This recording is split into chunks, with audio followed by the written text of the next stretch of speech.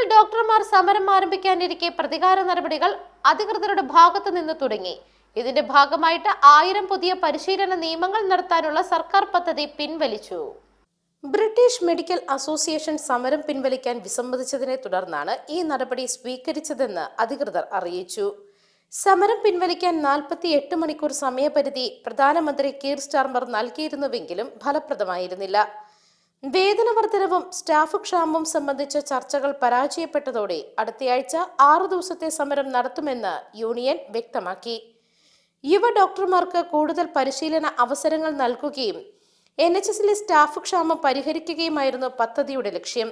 ആരോഗ്യ സാമൂഹ്യ പരിചരണ വകുപ്പാണ് ഇത് അറിയിച്ചത്. ഈ മാസം തന്നെ നിയമനങ്ങൾ ആരംഭിക്കാനായിരുന്നു തീരുമാനം.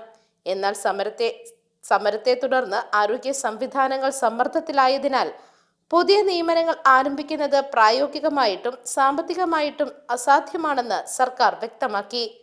നിലവിലെ സാഹചര്യത്തിൽ ആശുപത്രികൾ സമരത്തെ നേരിടുന്നതിലേക്ക് തിരിഞ്ഞിരിക്കുകയാണെന്നും അധികൃതർ ചൂണ്ടിക്കാണിച്ചു. News desk Magnavision.